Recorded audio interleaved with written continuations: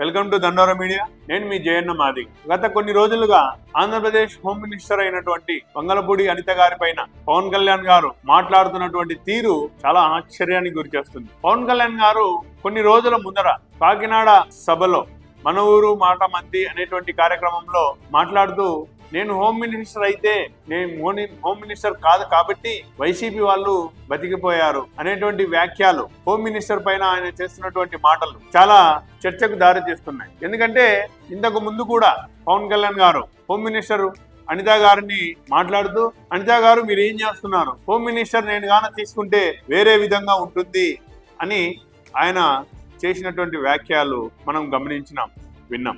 Recent గా రఘురామకృష్ణరాజు గారు ఏమంటున్నారంటే, జడ శ్రవణ్ కుమార్ గారు చేసినటువంటి వ్యాఖ్యల పైన నీ నాలుక కోస్తాను, నీ నాలుక కోసి పవన్ కళ్యాణ్ గారికి పంపిస్తానని చెప్పేసి ఆయన చెప్తే, రఘురామకృష్ణరాజు గారు ఏమంటున్నారంటే, నేను కంప్లైంట్ ఇవ్వను, పవన్ కళ్యాణ్ గారు హోమ్ మినిస్టర్ అయిన తర్వాత కంప్లైంట్ ఇస్తాను అని చెప్పేసి ఆయన మాట్లాడినారు. ఈ మాటలకు మరి ఏ విధంగా అర్థం చేసుకోవాలి అంటే, దళిత సామాజిక వర్గానికి చెంది ఒక ఎమ్మెల్యేగా గెలిచి హోమ్ మినిస్టర్ గా ఉండడం మీకు ఇష్టం లేదా? హోమ్ మినిస్టర్ దళిత సామాజిక వర్గానికి చెందినటువంటి మహిళ ఉండడం మీకు ఇష్టం లేదా? అది మాదిగ సామాజిక వర్గానికి చెందినటువంటి మహిళ హోమ్ మినిస్టర్ గా ఉండడం మీరు జీర్ణించుకోలేకపోతున్నారా? అంటే దళితులు అంటే మీకు ఏమైనా చిన్న చూప?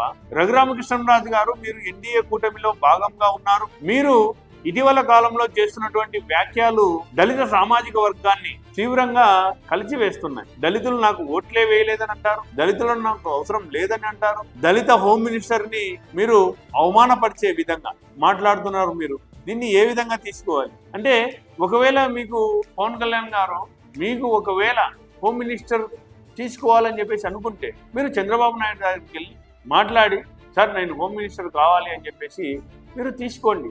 బహిరంగంగా ఆల్రెడీ సహచర మంత్రిని ఈ విధంగా ఎత్తి చూపడం అనేటువంటిది మంచి పద్ధతి కాదు.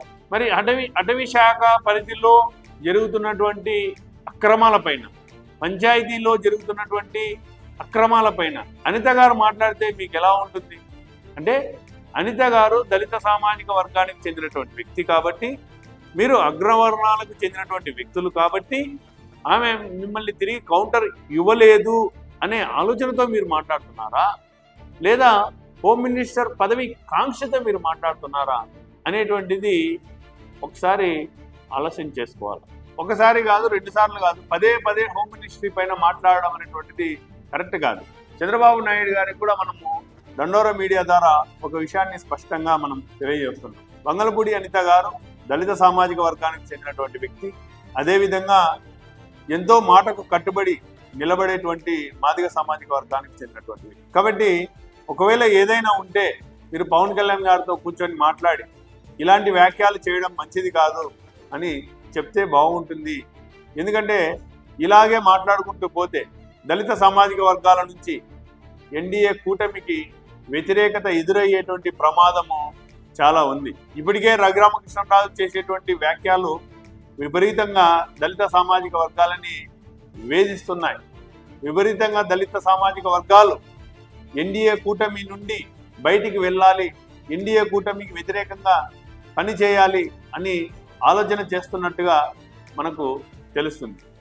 ఎందుకంటే దళిత క్రైస్తవులకి ఎస్సీ హోదా ఇవ్వాలి అని చెప్పేసి చంద్రబాబు నాయుడు గారు గతంలో గట్టిగా సమర్థించినటువంటి సందర్భాన్ని మనం చూస్తున్నాం.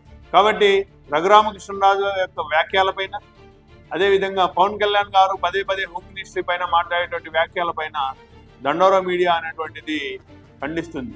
రాబోయే కాలంలో ఇలాంటి వ్యాఖ్యలు కూటమి ప్రభుత్వానికే ఇబ్బందికర పరిస్థితులు, ఇబ్బందికర వాతావరణాలు వచ్చేటువంటి ప్రమాదం ఉంది అని ముఖ్యమంత్రి నారా చంద్రబాబు నాయుడు గారికి దండోర మీడియా ద్వారా మనం తెలియజేస్తున్నాం. Thank you.